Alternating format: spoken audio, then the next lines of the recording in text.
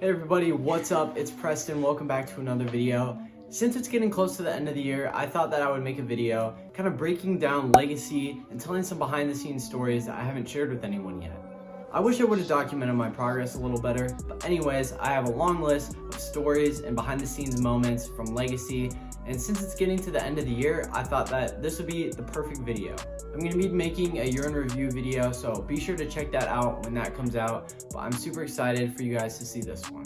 Let's get into it. So for the longest time, I thought that Lonely was really my first song that I had written, but if you guys have seen my last video where I talked about my song that I had written when I was 11 years old, you would know that Lonely was not the first song. I'd written that song before and I gotta say, it was pretty bad. You can go watch the video to find out more about it, but Lonely was really the first song that I wrote that I actually liked and that I actually intended on putting out. It was just the beginning of quarantine and I had really started to get into writing and I was trying to get better every single day. Every day after we had our online school, which really wasn't even online school at all. It took me a couple weeks to write this song, and once I got it to a point where I actually liked it, well, the rest is history. Lonely is definitely my saddest song that I've ever written, and it's really kind of where I got the idea that I wanted to make an album.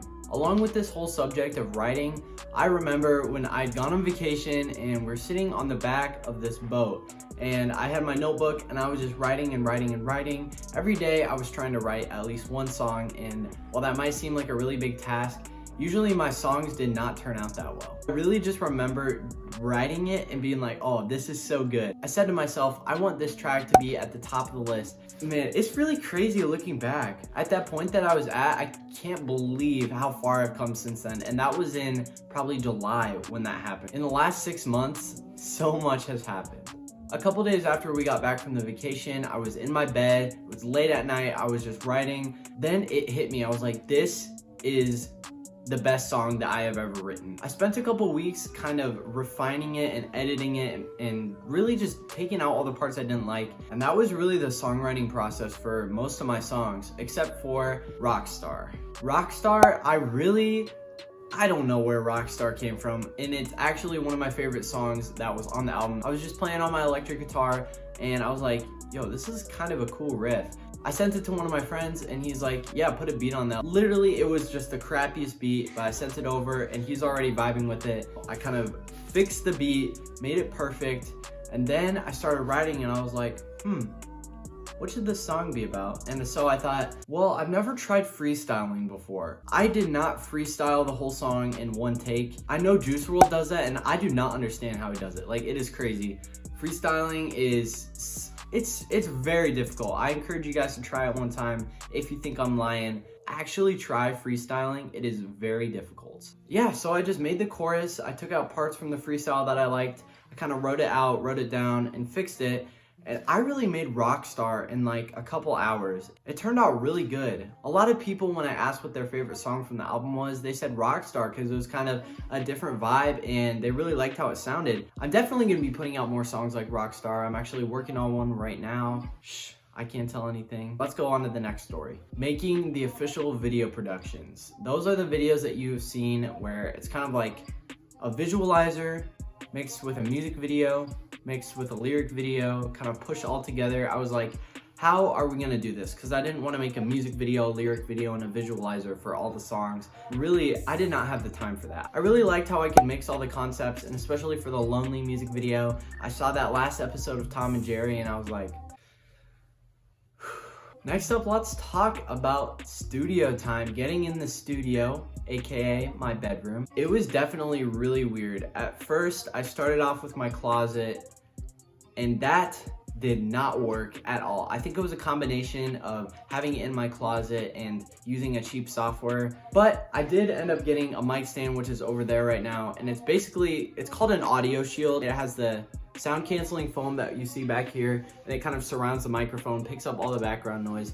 Super useful, and it was pretty cheap. I think it was like $150. I was like, if that's what it's gonna take to get my room closer to a music studio and not have to pay like thousands of dollars for studio time, I'll take it. I do not know how I pulled it off on that awful laptop.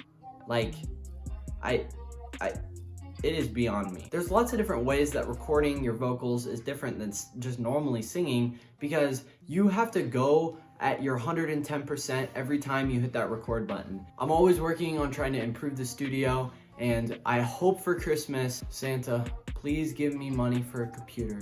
I've been saving up money since the beginning of 2020. I still don't have enough for the computer that I want and the monitor and all that. But I got this cool MIDI keyboard back there that you guys have seen. I actually use that a lot for Fever Dream. And then also, we got a mouse. So, you know, we're almost there, right? Okay, so you're probably thinking, okay, Preston, that's all cool, but like, what about once you got the album out? Like, what's next? From very early on, I knew that I wanted to get into some type of magazine, some type of newspaper, and it ended up happening. And it is a really crazy story on how that ended up happening. I emailed a bunch of different magazine companies across the state trying to get one person to write an article for me. I am very happy that it actually did work out and I actually did get in, but it wasn't like that at first. I didn't hear a reply for the first couple of months. I probably emailed in April and I didn't really hear anything. So I was like, I don't know what I should do. I mean, it wouldn't hurt to email again. It's been a couple months. So I emailed Just My City's editor saying, hey, I sent this email a couple months ago. I would love if you could check it out. I'm an artist.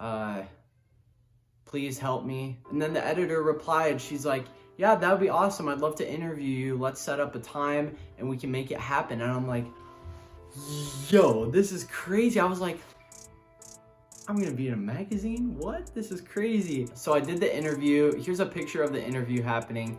It was honestly such a crazy, it was, I don't even know how to describe it. It was, I guess, that first glimpse of like, yeah, I can make it in the music industry. It was just such a cool experience. And it's also a really cool thing to brag about that you were in the magazine. Like, I don't go around bragging about stuff. When people at school would come up to me, like even the people in the cafeteria, like the lunch ladies, they'd be like, hey, I saw you in the newspaper. And I'm like, hey, cool. But it was definitely super cool to have that happen. My boy Alex took pictures for me, and he actually took my profile picture that I've been using since Legacy dropped. For Christmas, I got the article framed. It looks super cool. Here, I'll go grab it for you guys. It looks like this. I'm not sure if you can like see that. That's crazy. That's 2020, man. I don't even know. The night before the release, I got on my PS4, played with my friends until probably about 11. The album came out an hour later and I was like, I gotta get to bed because I gotta send this out. I gotta promote it tomorrow. I went to bed at 11 and I was like, this is crazy. How did I put out an album? Like, it's just, even just thinking back, like, I honestly, it blows my mind. I really didn't want to copy and paste. I wanted it to be personal to each person. I did text every single one of my contacts, didn't do the copy and paste. It was definitely worth it. And I actually got a ton of traffic on YouTube, Spotify, everywhere. And Legacy, man, I don't even know how to describe it. I feel like I end every video with like, wow, I can't even believe this. 2020 is crazy. If you want to do something, you can do it. It's been a crazy year, and I can't imagine all those people that have got COVID or their loved ones have got COVID. I can't even imagine that. I just want to tell you guys that hopefully, I just want to say that if you feel like you didn't get anything done this year, or you felt like you were lazy, or there are all these excuses, and they're very valid excuses, but really in 2021, I hope you guys accomplish something amazing. See you guys later. Peace.